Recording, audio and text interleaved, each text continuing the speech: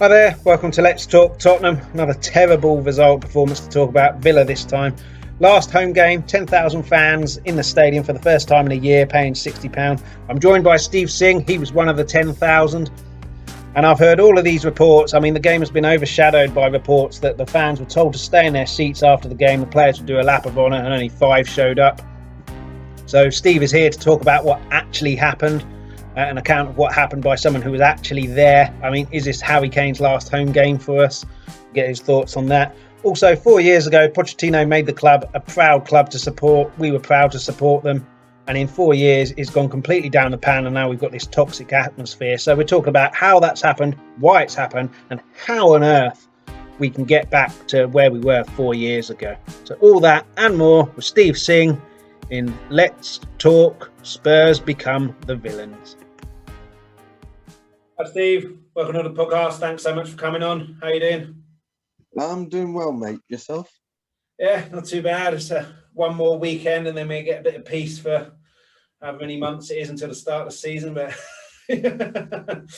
I mean, I've seen so many reports of the Villa game has kind of been overshadowed really by what happened after the game. I've seen all of these reports on Twitter about what happened after the game with players not walking around and doing the lap of honour like they normally do. But obviously I wasn't there. You were there, so you can actually say what happened. So in your experience, what happened after the game? Yeah, I mean, basically where we were sat, we were sat in the West Stand, and so we were on looking obviously everything that was going on. There was no PA announcement, and the guys who normally sit next to me, they were at the game, and so I thought, hang on, they've already sent us the club sent an email communication saying that vote for your player of the season, vote for your goal of the season, the normal spiel, and it's standard routine since we've been doing that. There's kind of like an award ceremony at the end of the game. And the PA, it's kind of like got a little bit of a family feel to it. And so they normally build even like a little stand, and then the players come up and whatever. And there was none of that. So it was dead silence. You had some people that were saying Enoch out predominantly from the South Stand. And then we had a lot of families stayed behind with young children. And then I saw, the guys next to me, they said, we're not going to stick around, we need to get home. So I was like, okay, not a problem. But last couple of years, we've always stuck around. And so I was like, okay. So I saw Bale came over and he did a clap and he appreciated everyone that was there, all 4 corners. Was he the first person out, was he? Or were there other people before him, or he came out and others joined? Bale was the first one that clapped. There was about 3 or 4 players. There was somebody who had their child on the pitch as well. That I can't recollect who that. I read Alistair Gold's comments earlier. I think that was Højbjerg. He definitely mentioned Højbjerg had his kid with him.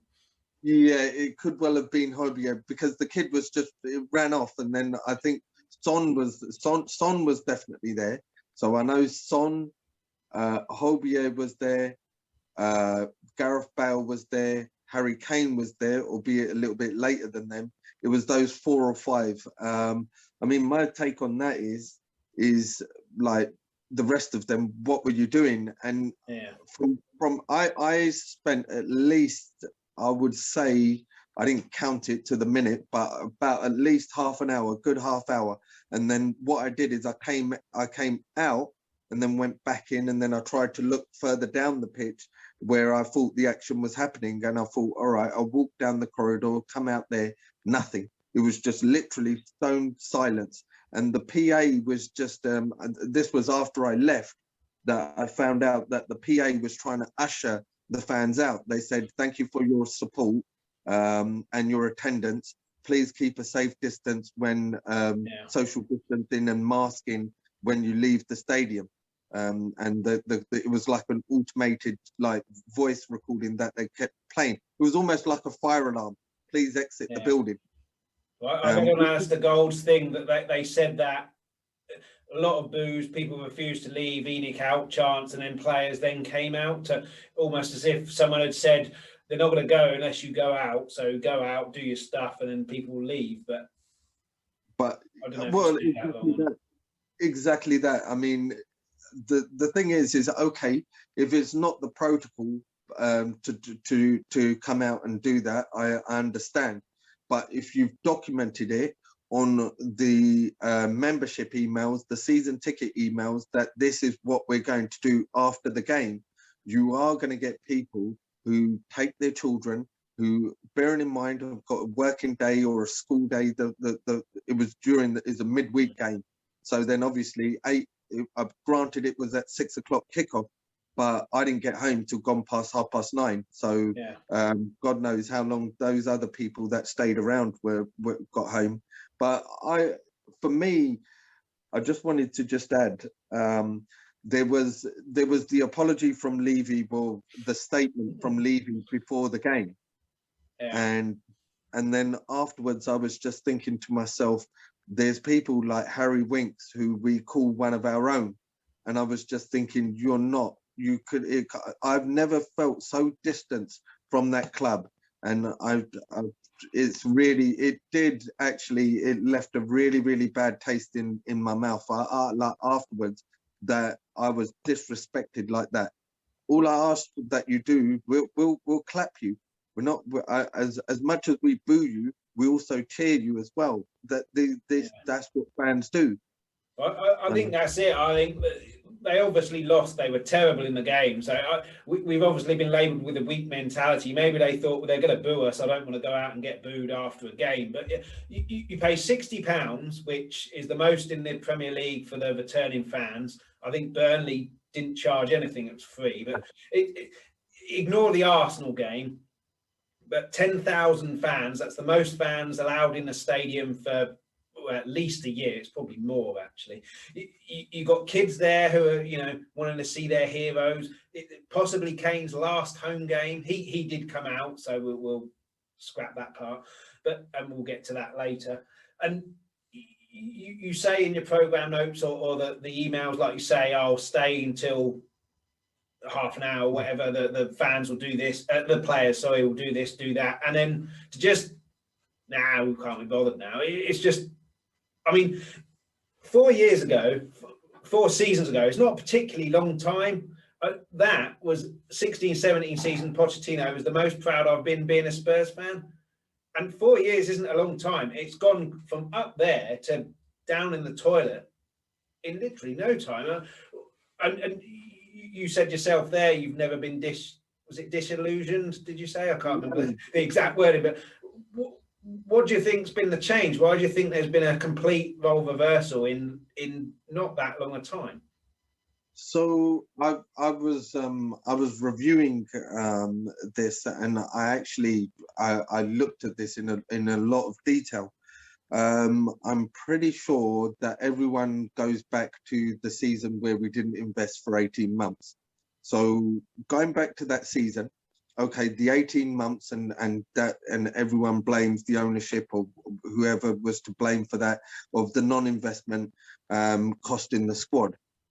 Not only did it cost the squad, I think that it cost us more so because what we then did was the players that we had, we then, to protect their value, we gave them additional contracts. So we had Dyer renewed, we had Lamella renewed, we had, I think Winks was renewed. There was about 5 or 6 of these guys, the current squad, who renewed their contracts to retain value. And what I think is not only has the non-investment caught up, because we went from having a squad where you had Vertonghen, Toby, the 16-17 season that you referred to, you had a team where everyone was saying, well, no one will get into that starting 11. Who would get into that starting 11? Granted, it was a very good starting 11, but then we've gone from right back, we've gone from Walker to Trippier, we've gone from left back, Rose to Davis. We've gone from a midfield of having Wanyama, Dembele and Eriksen to a midfield of Sissoko and Lamella. That is, yeah. And we've kept hold of those players, and those players are just comfortable. And I'm pretty sure Delhi got an extension as well. So that's what it comes down to. These players have got no competition, and then they just have no desire, no push. They're just going through the motions, and they're getting paid, and they're getting paid handsomely. And that's what it is. They've just become complacent in what they do in every respect of the word. Yeah, I think you've hit the nail on the head there. Like Ferguson at United, used to buy players to compete with the players in the squad. So it's a very valid opinion that first 11 was the first 11. But you've got to have players pushing those. And if you drop your standards, you're going to be out and this guy's in. And we didn't have that at all. And I think at the time, not buying any transfers, we still don't know how we got through to that Champions League final. But anyway, without buying any players, I think at the time it was like, well, those players are going to get a bit stale and a bit, lack of competition. But I think most people thought, me included, definitely, that it would just affect on the pitch. But it seems to have affected the entire club. And it's obviously like a snowball effect. It started off here and it's just gone downhill and just careered at an alarming pace. Now we're suffering from it, possibly losing our best player as well, who's had enough. And I mean, 4 years ago it was completely different. Do you think we can get back to that? Obviously it will take a long time, but do you think we can eventually? Like Levy said, didn't he, in his comments, that the fans are the most important part, and we value the fans, and the most important part is having a successful football team. Do you think that's hollow words written by a PR man, or do you think that's written by him and we will get back to that and he's learned some lessons? Or do you think it's just we're going to be having this conversation in another 2 years? I think that he's at a very big crossroads in terms of his tenure as our chairman. He's at a massive crossroads. If you said 4 years ago, then when we had Pochettino, so I completely get that. It's exactly the same snapshot. So we had Tim Sherwood, who was managing our youth team at the time, to Ryan Mason, who's currently coaching our youth team, and then obviously he appointed Pochettino, and the rest was history. So yeah, we're at the exact same crossroads. However, when we were at those crossroads, I think that Levy, during his tenure, but I may be wrong in this, in 20 years, we've had 15 managers. Yeah. So 15 managers. And I think that the difference is he fell on his feet with Poch. And then we also fell on our feet where you had Harry Kane, a generational talent. So them two came at the same time. What have we got to look forward to now? I'm looking. There is no. Yeah.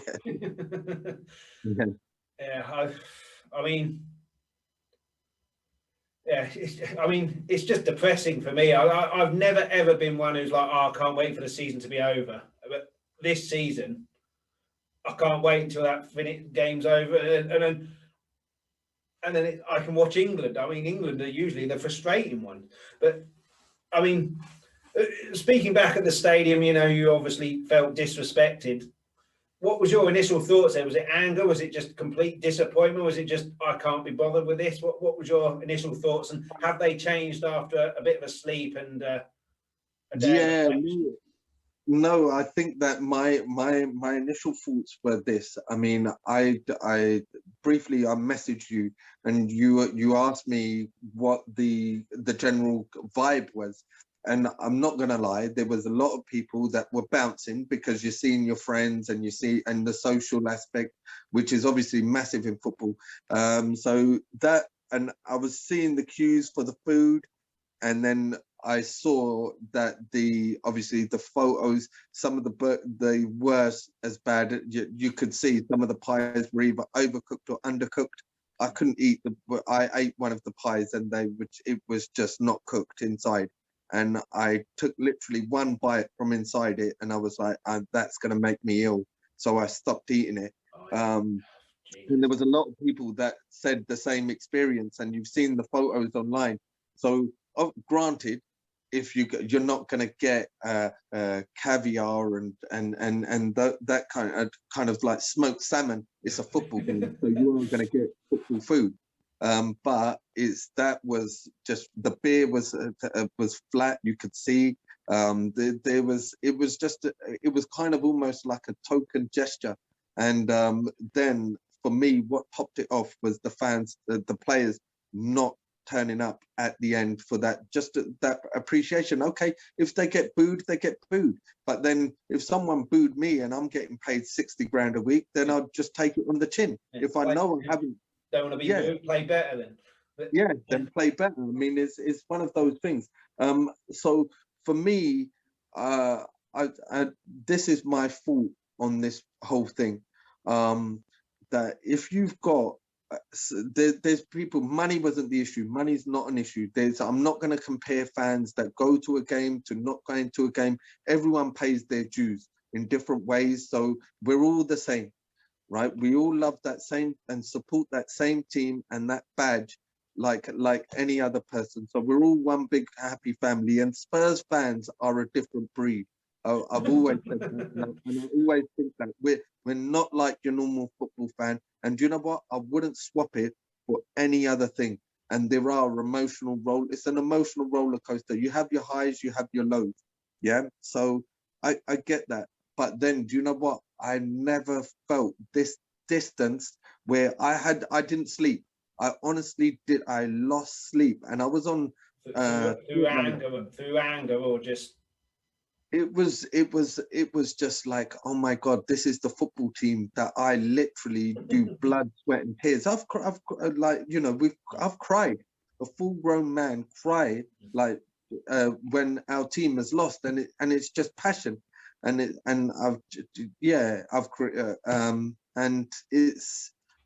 everything just flashed back, and I just thought, do you know what? I've never had anything like this, and I've never felt it. Honestly, I felt someone has stabbed me and turned the knife, and I was just like, how, like your girlfriend, because you know that's what it kind of, I don't know. It was really, it hurt a lot. Yeah, I mean, 4 years ago with Pochettino, I read his book that I think was based on the 16-17 season, and he was saying that he demanded that after every game, win, lose or draw, however they played or whatever, go out, thank the fans, home and away. And I mean, he demanded that, and then I think that's Pochettino's one of his greatest things that he did. He galvanised the whole club. Ignore the owners because they've been hated for a long while, but staff, players, fans, he brought them all as one. And it's just, I mean, Mourinho was never going to do that, and he kind of poisons the club to a certain extent sometimes. So I never expected that. But yesterday it was just a new low. I mean, and it will be very interesting. The first game of next season, which I'm expecting to have a fair amount of fans, either full capacity or certainly at least half. They've got to do something to try and make up for that, right? I mean, you talked about the food and it was just like, oh, we can't be bothered. It's just a bit of a hassle, and that's even more disrespect. So they've got to do something for the first home game to try and. I mean, I don't know if you've got a season ticket. I'm assuming you have because you went yesterday. I've got one as well, so I'm not going to give that up. I've already renewed. But if we said we've had enough of this, we're leaving. We're not going. Levy's got another 100,000 people who are just queuing up, so it's always going to be full. But do you think they'll make a proper effort to try and rectify not yesterday, was it? It was 2 days ago, Wednesday, in the first home game, or do you think it'll be more of the same? Just thanks for coming, thanks for your money. Have a safe I think what you're going to get in terms of a gesture is you'll get a flag at best, welcome back. That's what's going to happen. So that's what I think, and that's what will be your gesture. I touch on the players and of other teams as well. And whenever there's been a shocking performance, right? We talk about the distance between the fans and the actual players, and it is so it's so at the forefront for me right now, is because every time, like when we lose against Zagreb, the only person who came out and spoke about it was Lloris. And granted, he is our club captain, but even when the piece came out about the European Super League, I'm looking towards the likes of Kane. Are you going to make a statement?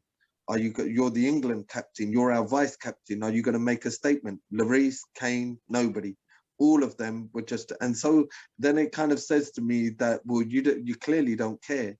And I don't think we're going to get anything from the club. So that I don't hold my breath for that waiting for that to happen. Definitely not. With the Super League, that was a different situation. You got a few players from a few other clubs, and generally because, well, they might have gone on Twitter, but all I saw on TV, like Bamford and Luke Shaw, because they were interviewed. So I think I can forgive them for not coming out about that. But if they're asked, and they all literally as unison said, we don't like it. But they've got to be careful, I suppose. But you mentioned there on Twitter, like they come out after they win and go, oh, good game, come on, you Spurs, and stuff like that. When they lose, nothing. And I can't remember now if under Pochettino they did do that, but I'm assuming that a lot more players came out after a defeat saying, oh, this hurts and we owe you, you deserve better and stuff like that than getting it now. But that they could be being told not to, but yeah, no, you definitely did. I think that you're seeing the same old faces again and again and again.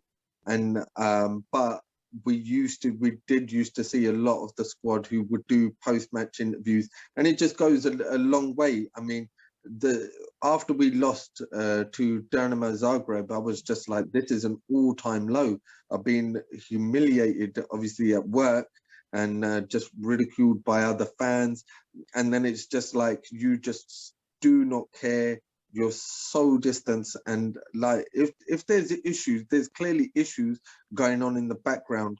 And though for me, those players, I have no, I couldn't care less. If they all went tomorrow, I wouldn't miss them. I wouldn't, the bar, the 3 or 4 that stayed behind. And to be fair, I'm a little bit shocked with a few that didn't come out, like Lucas. I would have thought, like, he's after every game, Coys. And then it's like, where was you? Yeah. Well, he didn't play, maybe he thought that, but like, he's still in the squad, wasn't he? Winks, like you say, one of our own. Toby, he's always very happy on Twitter when we win. But was Lamella in the squad? I'm not sure if he was. He must have. I can't remember. I think he must have been in the squad. Yeah, he didn't come out, and he's been there for what, 7-8 years now. Yeah, I saw something. I think it was Alistair Gold's comment as well with Mason. I think in the pre-match comment said, "Oh, the anger of the fans. I think it's been blown out of proportion." And then he said someone burst into the interview room and not broke in, but managed to get in and shout abuse at Mason, presumably for his tactics or whatever. But I think he's underestimated as well the hate that Spurs have got for the owners and what's going on at the moment. And I just, it's become really toxic. But do you think it's a kind of a victim of our success in a way? Obviously, what Pochettino did there was unbelievable. Yeah. Before that, we were trying to get into the top 4. With Pochettino, we were a mainstay in the top 4. And now we're out of it by quite some way. Do you think what Pochettino did has changed the expectation, went from here to here, and now we're after that's where a lot of the anger comes from? 100%. I think where a lot of the anger is from the younger fan base, because they've only seen the good, they haven't seen the bad. So I'm not gonna, like, say that if somebody is not happy with the owners, then by all means, you're well within your rights to protest and do whatever. I'm not going to knock you for that. Everyone has an opinion. Mind if it differs from mine or aligns with mine, that's no relevance there. But for me, I'll ask you the question: who was the last world-class player that Tottenham signed? Van der Vaart was good, but probably not. Probably Klinsmann, wasn't it? In Klinsmann, 25 Klinsmann years was, ago, or whatever that was. what, 29 when he first joined? Yeah. So really, was he world class? Yeah. So, okay. So who was the last world class manager that we signed?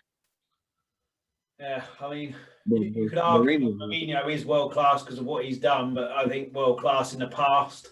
Pochettino turned himself to world class, but he wasn't. Yeah, so. So how did that end? So this is where you Bill Nicholson, I'll say for that. Right.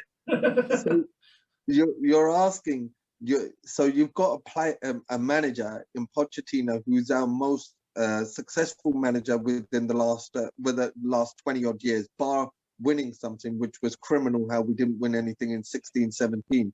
So you've got the most successful manager who almost got Espanyol relegated, took Southampton from like a relegation team to like what I think they were 8th or 9th that season. So their highest Premier League finish, granted, success. But that's not like screaming out, oh my God, this guy is the best manager in the world. So I think that Tottenham fans need to lower your expectation because, yeah, granted, you've had it very good, but then it's like you touched on it. We sign potential, and our model is always been that same. So you'll sign like a Dele Alli, like a Dyer, and then in the hope that they will develop into a very good players.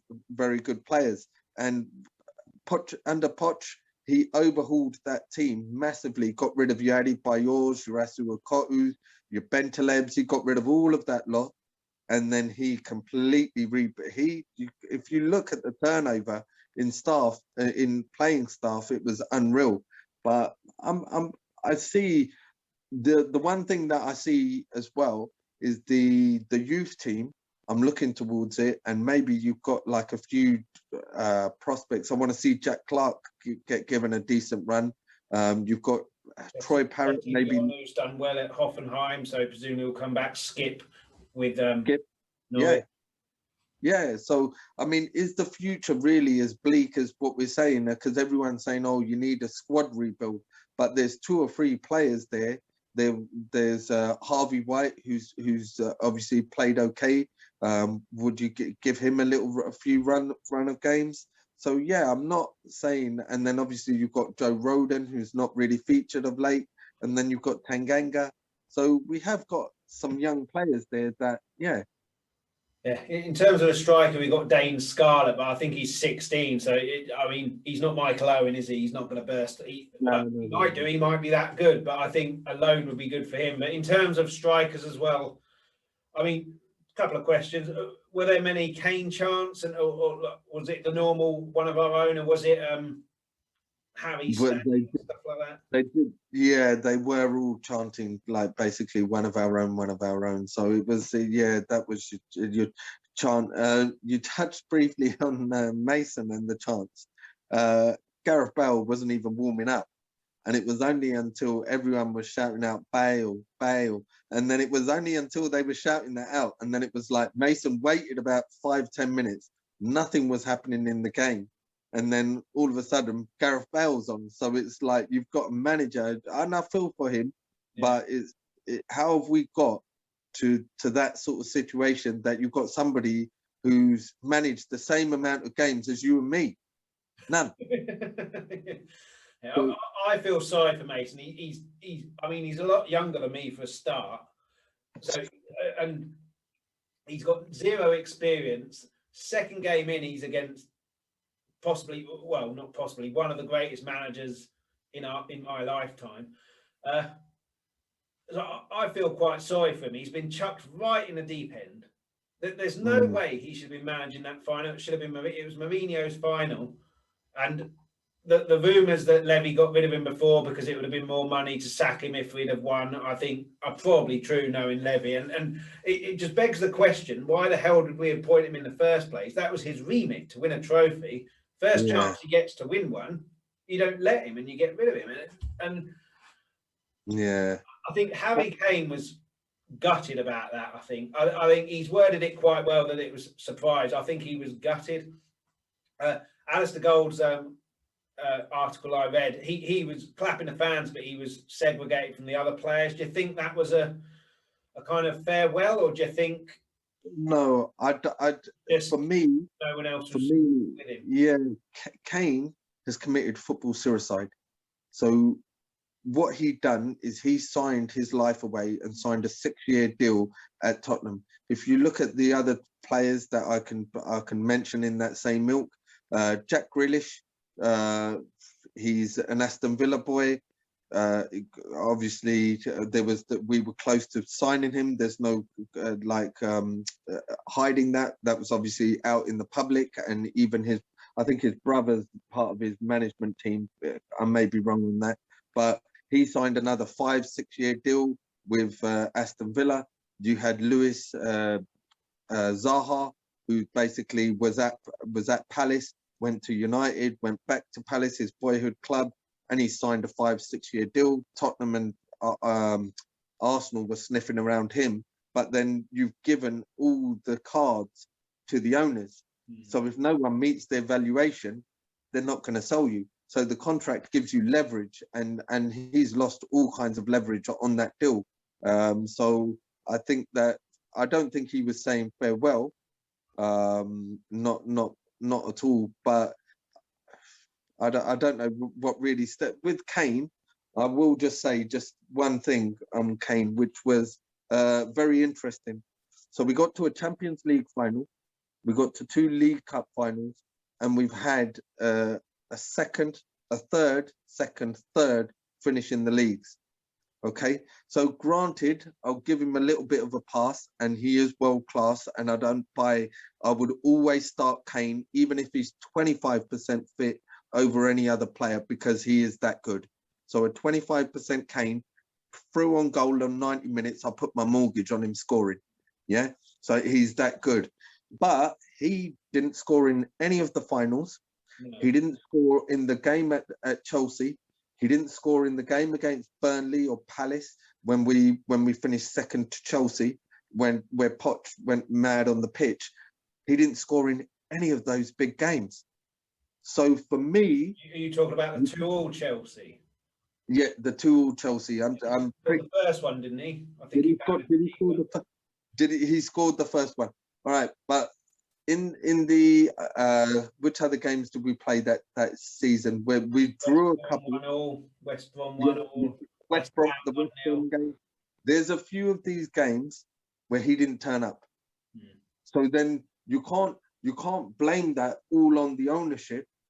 They've invested in that personnel. You've got to kind of draw the line. Like Reguilon had a shocker yesterday, and then he scored the own goal, and then he kind of gave away possession 3 or 4 times, and then it's like, well, that's not Levy. Yeah, I think they're easy targets, aren't they, Levy? Sometimes I'm of the opinion. It was only the ESL that made me turn to Enoch out and Levy out. Before that, I think there's 2 things to run a football club that you need to do. You need to make them financially stable, which he's done. Ignore the coronavirus pandemic, because you can't really say, oh, they're in the red for that, because most clubs in the world are going to be. But before that, he's made us financially stable. But then what you also need to do is get the results on the pitch. And there's a lot of reports that have come out in the last however many years of the players that the manager that he appointed wanting, that they didn't get, and they got replacements. I mean, Martin Yole's famous. He wanted a left back. Levy left it to Damien Comolli, who went and bought Darren Ben. I mean, his defensive positioning play is terrible. He plays all the way up the other end of the pitch. I mean, he's not a left back. But so that's where the buck falls at Levy, because he's the one who buys the players and who authorises those players. And if you've got a manager there, you've got to bring them in. And we've already alluded to it. Buying on the cheap. Did you say buying on the cheap? I'm not sure if we did or not, but rising stars. So Reguilon wasn't the best left back in the world by any stretch, but he's got the potential to be. But yeah, I mean, I've waffled on there. I can't even remember what it was.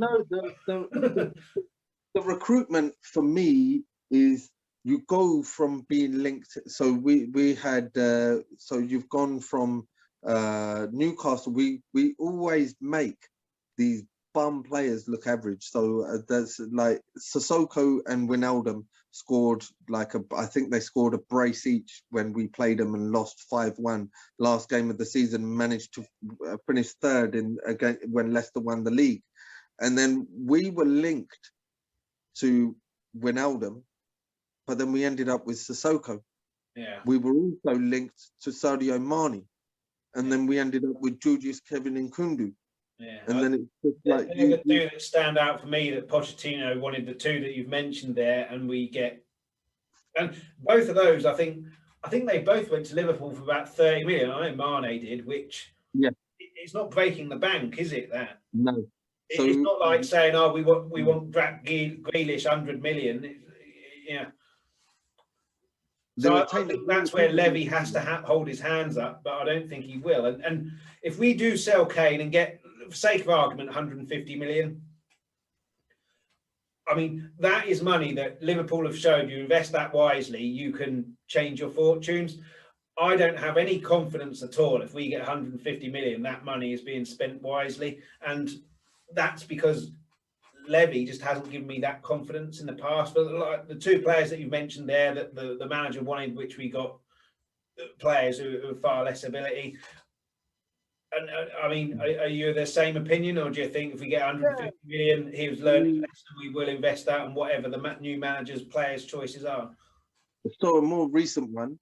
So with Mourinho, it was common knowledge that he wanted Ruben Diaz. He then downgraded to his second choice, which was Skriniar, who won the league with Inter Milan. And then we ended up with Joe Rodon. Yeah. So then it's like you've gone from like a player who's won PFA Player of the Year and Football Writers Player of the Year. And then you've kind of gone to a player who's very good, like an established international, and starts for Inter Milan, won the league with them, to a Swansea prospect. Now, I'm not going to diss Rodon. I think that he is a very capable and a future. I think he will be a very good defender. But it's just like what we needed at that time and what we ended up with, two different matters.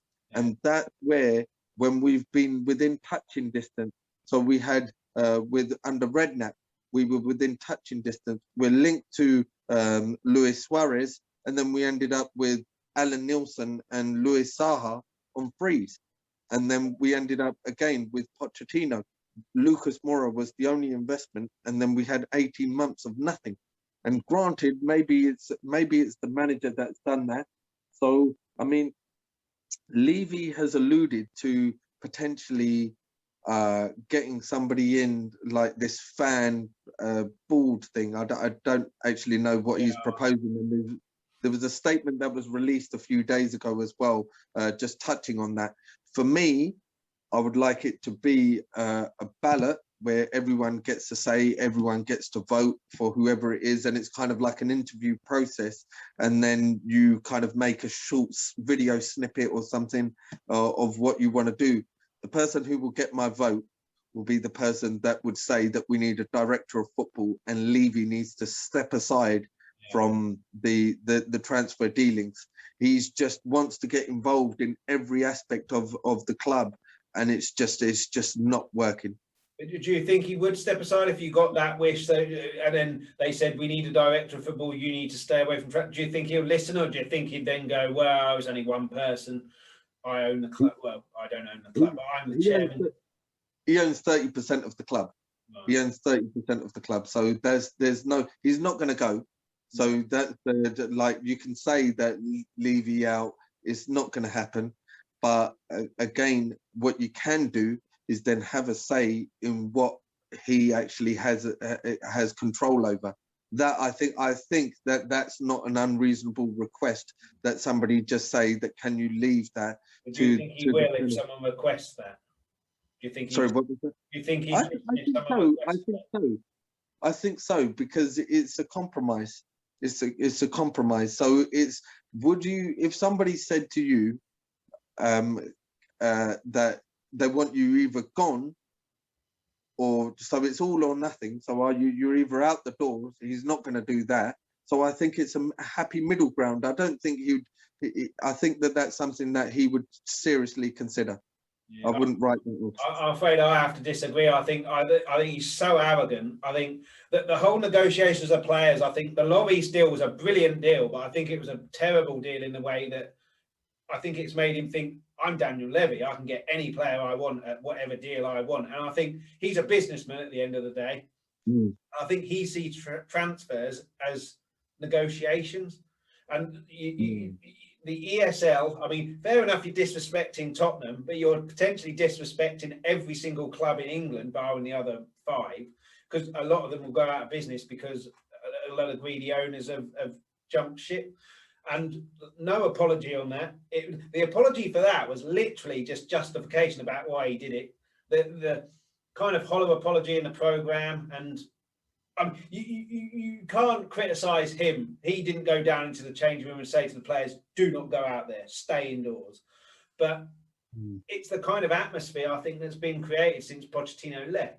But yeah, so I don't think he would. But I mean, do you see a lot of transfer dealings, both in and out, in the summer, or do you think a lot of it, certainly the ins, are determined by if we get a big money deal for Kane, or do you think it'll be ship out a load of people, ship in a load more? I'm honestly going to say this, and people can call me delusional. I'm honestly going to say this. I honestly believe that he's going to have to make a statement of intent. And I think that he's gonna either, and I honestly, we will sell a lot of those players that are on those books. And I think that we will generate potentially 150, 180, maybe in player sales alone. And then I think that they will be a massive cash injection, because whoever takes that job over has got a major rebuild that is needed there.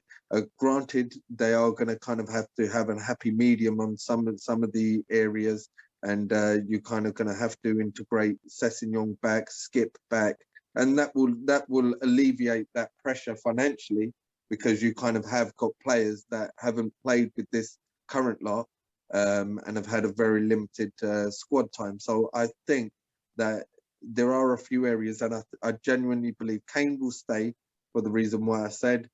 And I think a lot of players, like if you look, Foyth is going for 15 million. Villarreal have already said that they're interested in executing the buy option on him. I think Lamelo could be gone for about 7 to 10 million. I could see that go. That wouldn't surprise me. Is it PSG for, I think it's 10 million euros, isn't it? I don't know the exchange rate, but say 8 million. 8 million, I could see him go. I think that then you got to look, maybe, I think Delhi. I think Delhi's got a little bit of value on him. Maybe he could go to PSG in some kind of deal. How much would get for him is a different question. He's another one. 50, or do you think it would be less than that for if Delhi did go? I think you'd take 40. If someone gave you 40 million, I think you'd take that. His skill set is, even though I do really like him, which is frustrating, because when he was good, he's really good. And even when that game against Leeds, he potentially had 2 assists, and it was like, wow. Well, he did have 2 assists, didn't he? I'm still adamant that goal went offside, but yeah, that goal wasn't.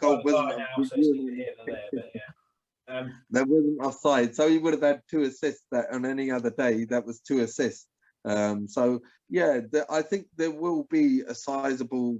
Whoever is the manager will be backed, but I think then the next year would then be determined on how many fans we get in, because if they're not recouping their money, so you could kind of almost think that they would bring forward an investment on the hope that they get fans there. Does that make sense? So they will roll two transfer windows, 2 summer transfer windows, go all out this summer, and then on the premise that next summer we're not going to need to invest that much because we've already done the most of the dealings. So let's see. Yeah, I hope you're right. It does make sense that he has to statement, but he might see the statement is Kane, you're not going anywhere. But I hope you're right. But last few questions because we're running out a bit of time. The manager, you can't really start buying and selling players without the manager in place and what the manager wants, but maybe they already have him in place, they just haven't announced him yet. Obviously, news has broke today that Nuno Espirito Santos from Wolves is leaving at the end of the season. I think there's a good shout he'll be our manager because Levy will love that. He's leaving mutual consent, no compensation, but it's obviously a defensive coach. So questions to you is, who do you think will be the next manager? And who do you want as the next manager? Don't say Pep, obviously, because that's completely unlikely. But realistically, who do you want and who do you think we will get? Realistically, I think that they've already chosen their manager. And I'm looking around at the names that were mentioned on the betting sites, on the social media sites. So I'm looking at those. And then I was thinking that potentially this manager will still have something to play for. So I'm looking at it that they don't want to make this common knowledge, and I think that there's a mutual agreement that why wouldn't you want to make it common knowledge? Because you would have had the good bounce, the new manager vibe. So everything suggests to me that they've already earmarked their guy that they want.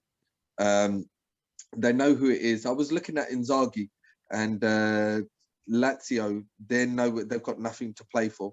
So I was looking at Ten Hag, and Ajax have already won the league. So it was like, well, he's got nothing to play for. So I was looking at these. The only one that I was thinking was a little bit of a wild card was the guy who's at Lille. And they're obviously, I think his name's Gaultier, if memory serves me right. So he's linked. I think that he could be a wild card there. Because if it's Scott Parker, they're already relegated. Brighton already safe, so I think that you could make that statement, and it wouldn't really. You're not gonna really disgruntle their fans because they're just like thanks and move on, because as I said, they've got nothing to play for. I think he might be the one. I could be wrong, but I would probably say him. But that's a massive risk. Jacques Santini came from. Yeah, he can't afford to pick a manager who's not going to hit the ground running and do well. And it has to really be an attacking manager. He said that in the programme, which is why I don't think it'll be Nuno. But then I can easily see Levy, having spoken to Nuno, going, "Oh, we want you as our new manager, but, you know, how much compensation we..." And he goes, "Well, I'm leaving at the end of the season, so just hold off. It'll be announced that I'm leaving at the end of the season. Then you can come in, make your formal approach, and then you get me free." But I don't think Nuno would do that to Wolves because he's been there a long time. Like, my big worry is that after the Euros, we make our decision and we get Roberto Martinez. And I mean, this pen would be a better appointment than Roberto Martinez. I don't rate him at all. I think defensively, he's all over the place. But with Roberto Martinez, I know, and he has got a generational team there, and he's kind of been hit and miss at domestic level. Like Everton would always have one good season, one bad season, one good season, one bad season, dependent on whether they were in Europe or out of Europe, and then the fixtures and whatnot. And then obviously their squad was a lot fresher when he's done okay without setting the world on fire, but he's had a generational talented team in past the quarter-final of a World Cup, or did he get to a semi? He's never won it, obviously, has he? Which he should be in finals with that team, like you say, generational talent. You've got De Bruyne, you've got Hazard in their prime, and then you had Lukaku, the two Tottenham, the centre backs, Vertonghen, maybe. So they've had Courtois in goal. They've had some generational talent, and that is criminal that they've won nothing. So I agree with you. If that's a benchmark of his ability, managerial ability, then that's a real worry, because we've got nowhere near as good a team at Spurs. No, but my pick would be, and it won't be a popular one with Spurs fans, I've said it on it before, Potter from Brighton, because he plays attacking football, good, attractive football. It was my mate Ben, he was on here when we lost to Man United, he's a United fan. He was telling me that if they'd have had an Ings, for example, up there, a fit Ings for the season, Brighton would be nowhere near that relegation. They'd be pushing us for where we are. And I think he plays good, attractive football. He's young, attacking, which is what Levy has said in the remit that he's looking for, which again is why I think Nuno is a no. But why Martinez is linked, because he's an attacking manager. But I mean, yeah, who would your pick? Oh, you said the Lille manager, didn't you? But yeah. No. I think that if you gave me a choice of who my choice would be, then my choice would be Graham Potter all day long. And I said to you, our most successful manager almost got Espanyol relegated, and he took Southampton to a mid-table-ish team. Yeah. But granted, I like Potter. He knows the league, speaks the language, obviously, and he plays very expensive brand of football, and he's done okay against the bigger teams as well. He's turned us over a couple of times. So I mean, yeah. Man United, wasn't it? They hit the post 3 times. They lost 3-2. They hit the post 3 times, and God knows how many shots. They just didn't have anyone to put it in the back of the net. If they'd have had an Ings there, game's over by half time. But I mean, it's obviously not going to be a popular one, because you've just had one of the most successful managers of all time. You obviously said about a statement, and people would say it's a step back, but you make a good point with Pochettino, and I don't think our best managers, certainly in the Premier League era, have been the high fancied one. You look at Ramos, wasn't highly fancied, although I felt sorry for him. He won the League Cup, and then Levy sold all of his strikers and brought down. No, he didn't bring down Bentini. I can't remember who he brought in. But Santini was a highly fancied manager, didn't do anything. Mourinho the same. Whereas if you look at our most successful ones, Redknapp was known at the time as a relegation avoiding specialist. Wasn't fancy to do anything at a big team. Martin Jol came in with no management experience, arguably set the ball rolling onto this where we are now. Pochettino, as you say. So who's to say a Potter, not fancied, do the same? But yeah, but obviously it will be seen by Spurs fans as a step down. You've had Jose Mourinho, who's star power, let's say, is up there, and Graham Potter's who's down there. But I don't think highly fancied managers work with us, really. No, I agree. I totally agree. The one I just 2 last points on just basically what you just said there. Tottenham, we don't. I don't want to be the guy that just says, "Oh, it's the taking part that counts." Oh, yeah. Obviously, you do want to win something, but we don't support Spurs. For notoriously over the years, we've been a cup team that would have a mediocre-ish or an okay run in the league. So obviously before Poch, like you said, with Martin Jol, we were finishing like 5th, 6th, 5th, like we finished 5th predominantly. That was his average. It was like 5th during his tenure. And I think the highest prior to that was maybe before the memory serves me correct, David Pleat took us, what, 2nd or 3rd? I think, yeah, so David Pleat did very well, and that's how. So I'm not gonna expect these like let's win the league, but it would be nice to kind of be in the mix to at least win these competitions and then mount a semi-decent challenge in the league. And I think that Potter would definitely put us in good stead, because I think that we almost kind of have to just lower your expectations, have a clean slate, but I don't know whether he's going to get that time, because it's at a massive crossroads, and if that goes wrong, that will go horribly wrong, and then I think that would be the final nail for me.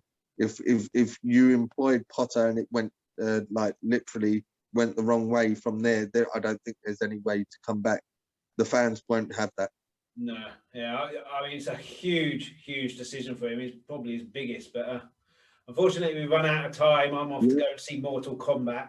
Very excited about that, being that Spurs haven't really given me much excitement, but great to talk to you. Thanks so much for coming on again. Anyone who doesn't already, where do they follow you? Where do they find you? Twitter, Instagram? I'm on Twitter, Steve Singh 420. Give him a follow if you don't already. There's still so much more to talk about, so I'd love to have you back on. Obviously, with Tottenham, we're always in the news, so there'll be stuff to talk about anyway. But yeah, love to have you back on. Been great talking to you, and thank you for having me. Hopefully, we'll meet up at the stadium soon as well. Yeah, absolutely. Yeah, definitely next season. Thank you so much. Thank you.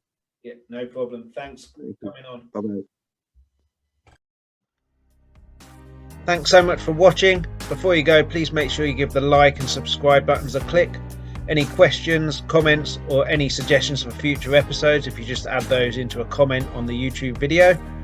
If you're listening to the audio only podcast, thanks so much for listening. Anyone who wants the audio only podcast, you can get that at Apple, Spotify, wherever you get your audio podcast from. Alternatively, if you go to Twitter at LTalk Tottenham, you can find all the information there. I'll be back soon. Until then, come on, you Spurs!